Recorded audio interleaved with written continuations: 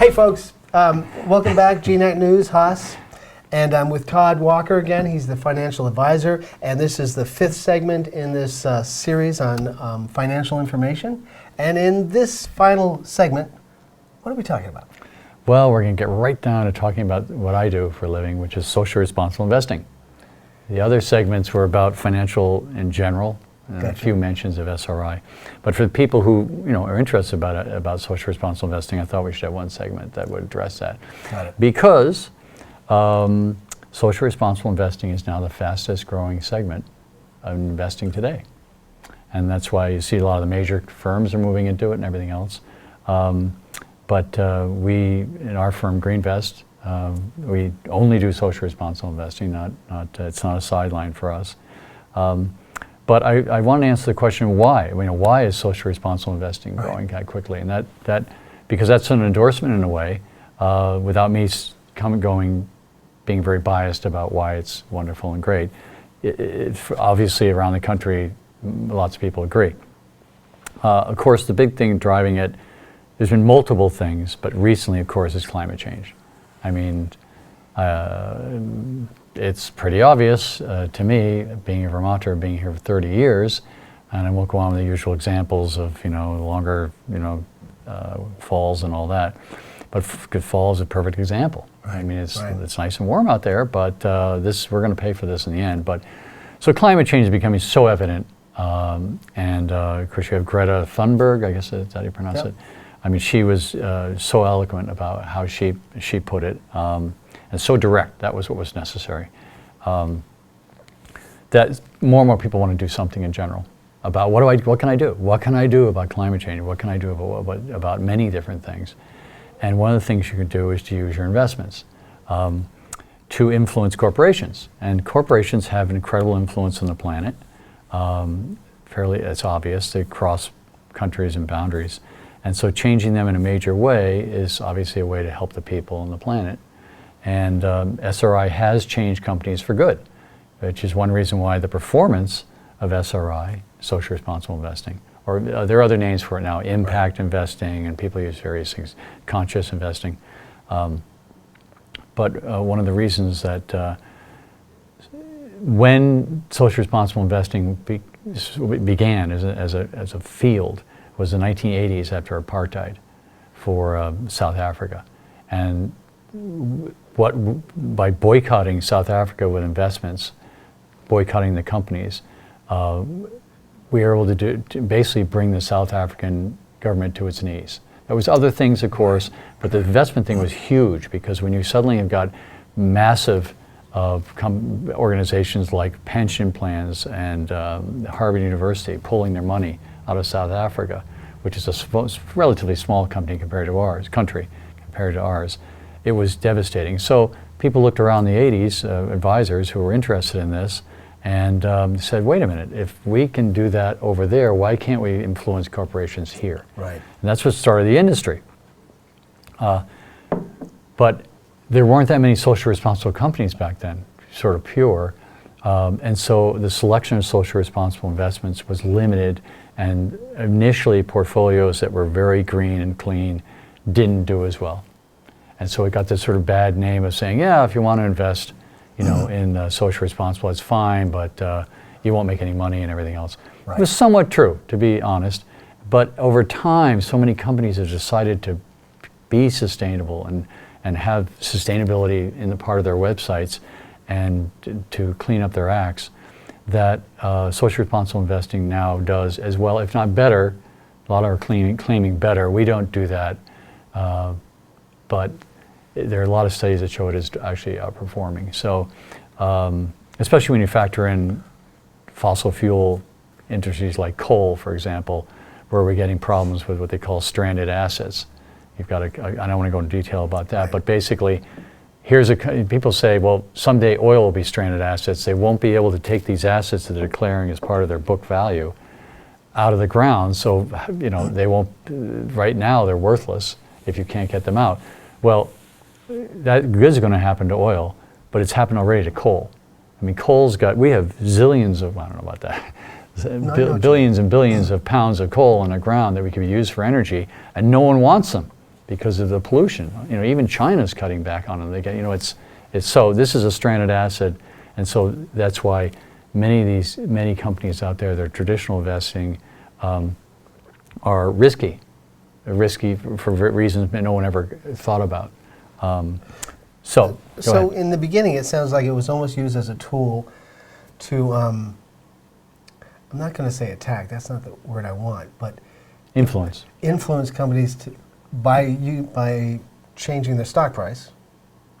To limit the number of people who wanted to buy the stock. Right, so the stock's going down because all the pensions are pulling their money out, and the company's going, our stock price is the most important thing to our shareholders, and it's going down, so maybe we should pay attention to this idea that maybe we should be more responsible. Right, it didn't always go down because there's a lot of stock out there. I mean, It wasn't like this, you know, we were boycotting the stock. But that was the first thing sort of sounded like a lot of conflict. Yep. And it almost sounds like what you're saying now is that those policies have been adopted, and now, I'm not saying there isn't any conflict, I'm just saying now it's just part of doing good business. Is that where we're going? Nice, very nicely done. I mean, that's exactly, it's part of doing good business. I got to write that one down because that's a good, a good way to put it, because obviously double meaning of good there.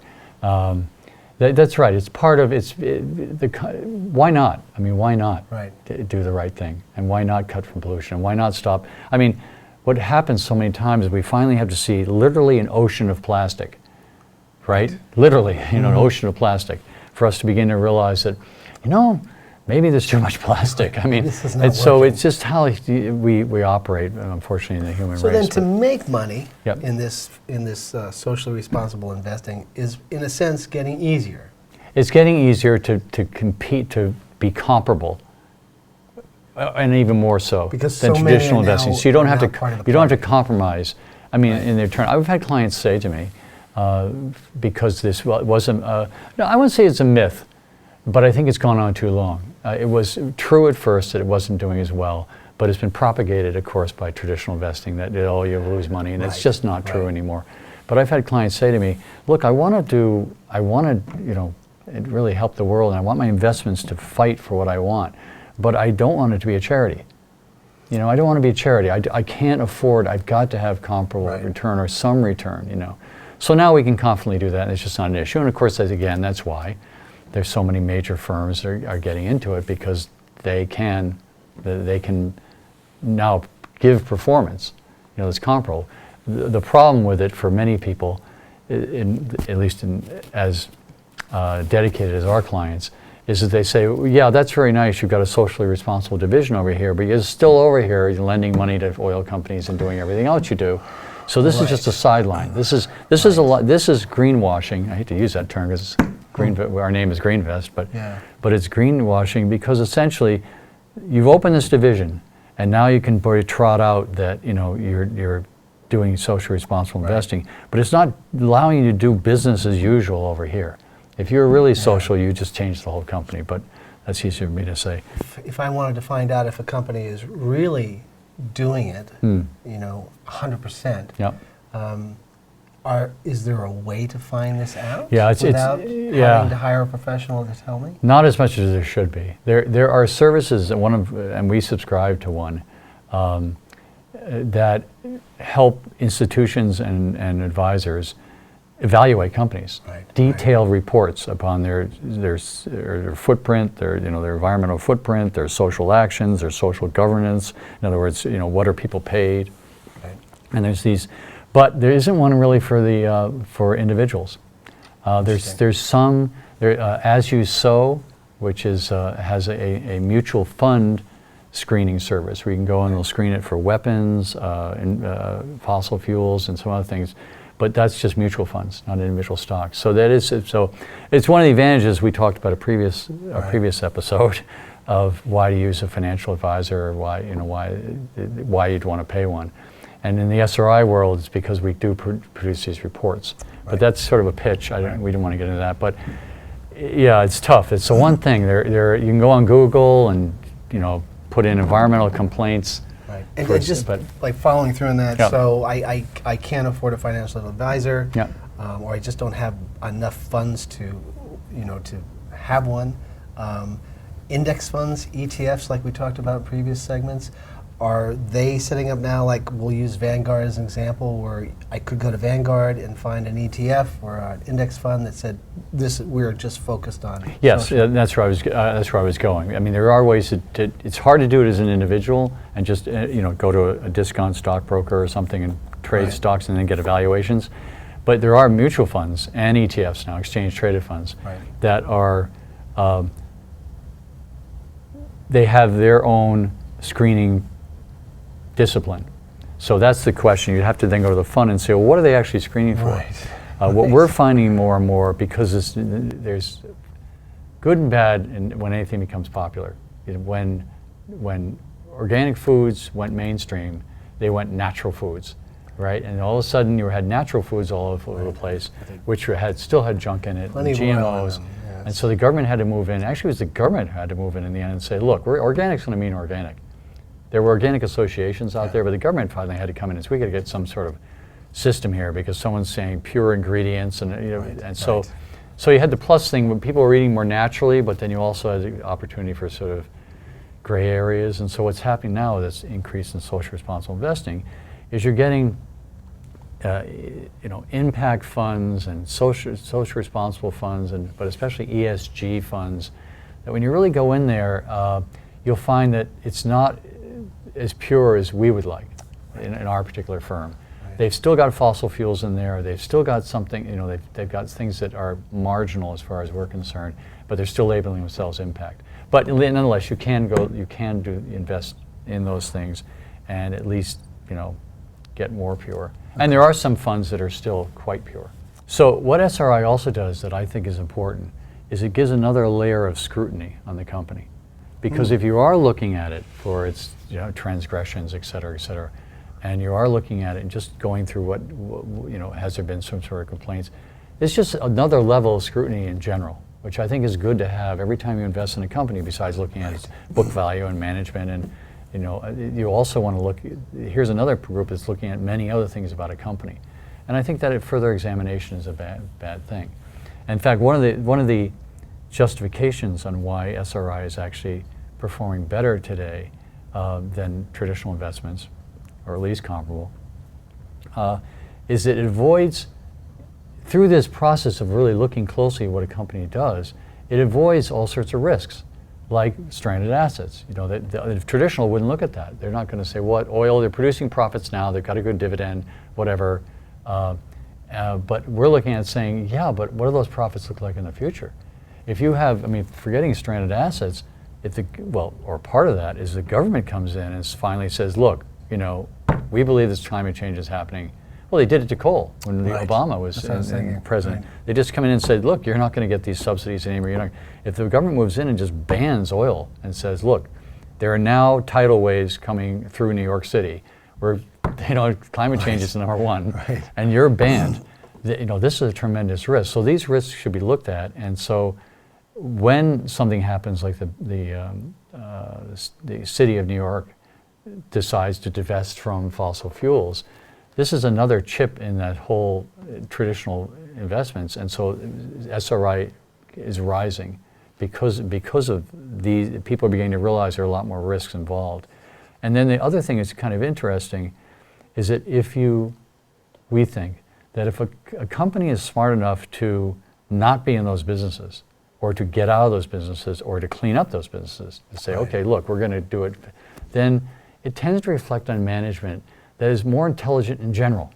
That's what I think. I know that why would anybody, want to use child labor? Why would anybody want to I don't think use GMOs, but that's another, and put this kind of risk out to the planet. So I think that I like management I think they're more perceptive, they're deeper thinkers. Most of the high-tech companies that there have been other issues with monopoly concerns, but the Googles and the Facebooks and Microsofts are super involved with being clean. And Apple's had their issues, but they addressed them right away when they found out about the issues in China. And that's the kind of management I want. And the last thing I'll say about this is that we find with social responsible firms, you get a more personalized experience. That the traditional investment business is going the other way.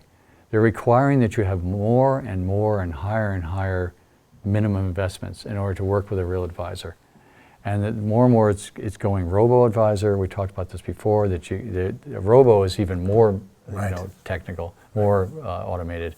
But what you'll see in a lot of the other firms is that whereas we used to get a personal advisor if you had $100,000 or now even with $250,000, you get a team approach where you get somebody who's you talk to today, and they're very nice. I'm sure they're very nice, but you then go back tomorrow and call about that issue, and that person says, "Well, Jane's not here. I'm Sid, and I have all the notes from Jane." But Right. and you like this team. A lot of people don't. I mean, I think I would want someone who really knew me, knew my family, knew my background, knew my social responsible issues. So I think that we're finding that the SRI is. I don't know if it's bad, it's probably bad for profits, not to robotize everything, but it's holding out more against this, automated investing approach. So that's We'll leave it at that. Yeah. Just a quick ending to this. Where do you see this whole concept going in terms of the investment future? SRI? Right, just the whole social investing. Will this be a thing that's at some point just becomes so everyday that we'll remember the days when we were talking about it?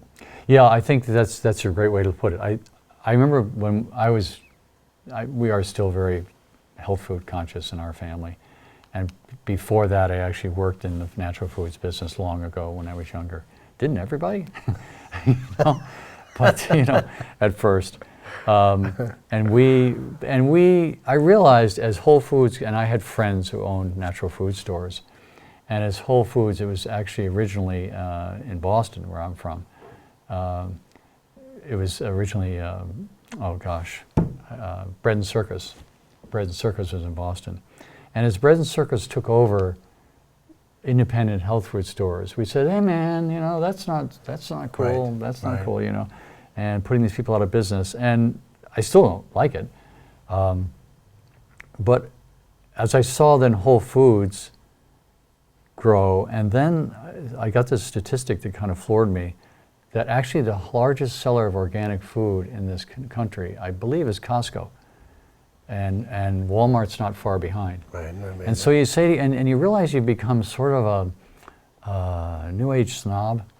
Hey, wait a minute, we're the ones who do, right? They're not allowed to do that. And Right. We're the purveyors of supposed to truth be about small. food. And it's the same thing here. And Yeah. so, but really, if the whole world went natural foods or organic foods, and essentially Whole Foods, I don't know if it went out of business, but it would just, and we would have really had the greatest victory. And it's the same thing here. I mean, if the whole world went SRI, and it was just, sustainability was a critical part of every investment, and Greenvest, no longer would be like, well, that's very nice, but we can get that for less over here because everyone does it. Right. That would be a victory. Yeah. It would be a victory and I think that's the way to look at it. Got it. Yeah. So folks, Music comes up now. Yeah, the music comes up now. So Todd and I have spent the day. We filmed 5 segments. 5 segments. And I'm going to run them back to back throughout the coming weeks. I may skip a week. I don't know what I'm going to do. But You need to explain the same clothes. yeah, we're the same clothes because we've been here all day teaching a lot of stuff. Thank you so much for all the time you spent with us It's and terrific. just helping everybody out there Appreciate understand it. this stuff. Really terrific. And I think we're probably going to do this again in the future. We'll see. Write in. Send Right. your cards and letters. So, Oh yeah, I'd love to do it. It's as you get older, you want to pass on what you know. So Right. yeah. So folks, thanks for spending time with us. Thank you so much.